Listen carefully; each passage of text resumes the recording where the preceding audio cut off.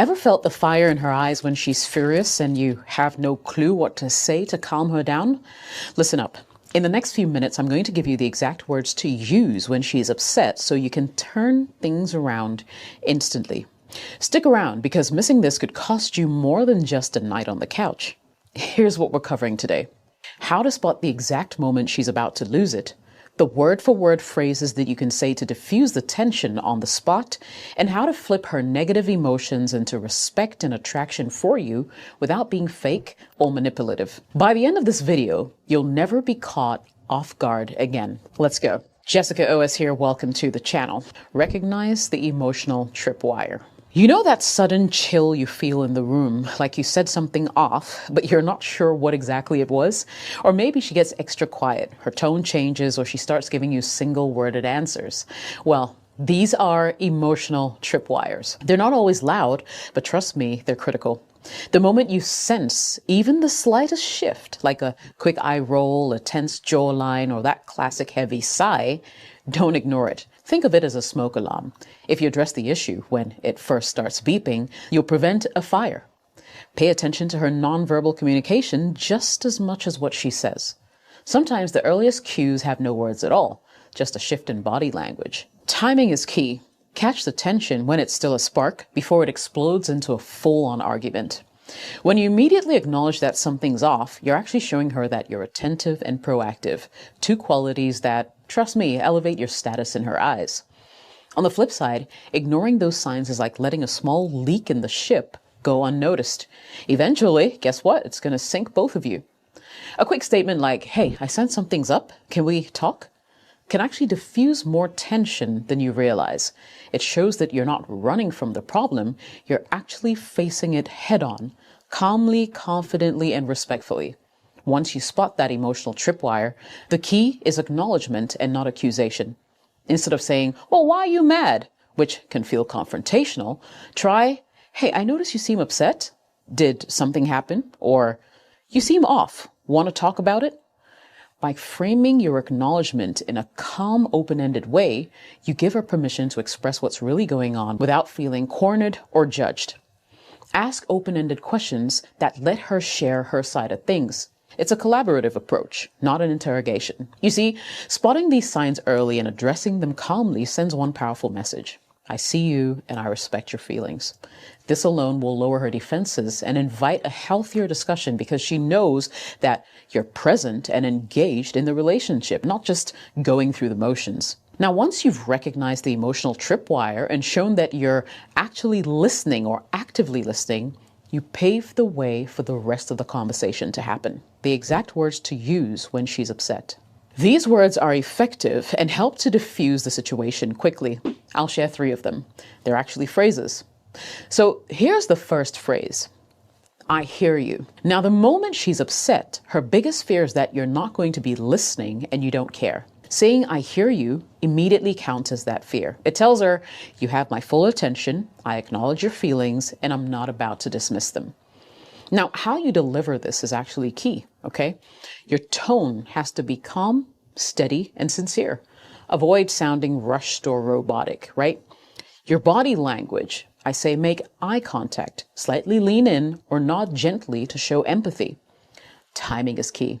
Use this right after she starts expressing her frustration. Make sure you don't interrupt her mid-sentence. Let her say her piece and then come in with, I hear you.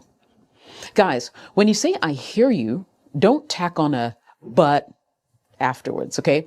That will kill the empathy and turns it into an argument. Just say I hear you, never add a but.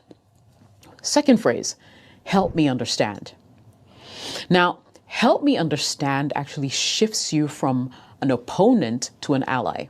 You're inviting her to give you more details about what it is that's bothering her.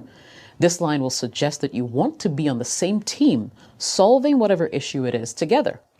Once again, how you deliver it matters. The tone should be curious and genuinely open-minded. Of course, you want to still maintain eye contact. Keep your posture confident. No crossed arms or defensive stance.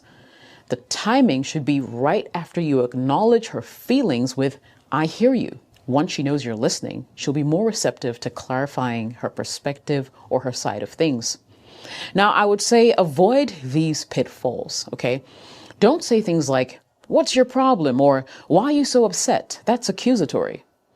"Help me understand," on the other hand, is collaborative. So you want to avoid a condescending tone. She should feel your willingness to truly get to her point of view and not just check a box. The third phrase is "I appreciate you." Now, I get it. Compliments tend to get a bad rap when overused. But in a tense moment, showing appreciation is actually golden. It reassures her that you value who she is, even if you're clashing right now. Now, this phrase often acts like a reset button. It reminds both of you why you're in this relationship in the first place. So you want to be warm and genuine in your delivery. Don't rush it. Let the words land. Crack a slight smile, not a smirk. Soft eye contact, a gentle hand on her arm, if appropriate for the moment. Deliver this typically at the close of the conversation. So you've acknowledged her feelings, listened to her perspective, and now you're capping it off with affirmation. "I appreciate you." Simple words, massive impact. Use it, but don't abuse it. So let me give you these additional tips for delivery, because I think it's still important. You want to stay consistent, okay? These three phrases build on each other. Going straight from "I hear you" to "I appreciate you" without that whole middle step of understanding can feel forced. So you want to make sure that you flow them in a sequence. Keep it real. Authenticity is everything. If she senses that you're just reciting some kind of script without genuine concern, it will backfire. Women have an uncanny radar for insecurity. Manage your emotions. The more calm you remain, the easier it is for her to calm down as well. If you're also getting heated, then these phrases will lose their power. So think of them like a trifecta that positions the conversation in empathy and respect. Ever tried apologizing while you're still mad? Exactly. I mean, it never ends well. So cool off and then use these magic lines. Now, let me wrap up my lesson with a perfect scenario. Say she's upset because you forgot about, say, an important date night. She's venting about how she feels unappreciated. You listen without interrupting. You calmly say, "I hear you. I understand why you're frustrated. I mean, I really messed up." And then you follow up with, "Help me understand how we got here. What can we do next time so you feel more prioritized?" And then remember to end it with, "I appreciate you and I want to make this right because you matter to me." Now you've acknowledged her feelings, invited clarity, and ended on a note of genuine appreciation. You turn her upset into a constructive communication or conversation that affirms the connection. So gentlemen, when she's upset, don't run, don't fight. Use these phrases to turn the situation around instantly. Not only will you earn her respect, but you'll build an emotional connection that will outlast you. If you found these exact words helpful, do me a favor. Hit that like button, subscribe to the channel for the real deal when it comes to relationship advice. And let me know in the comments if you've tried any of these lines before and how exactly it worked for you. Before you go, check out my next video on the 3 biggest mistakes men make when she goes quiet. Because trust me, you don't want to mess these up. My name is Jessica OS. I'll be catching you in the next video. Cheers.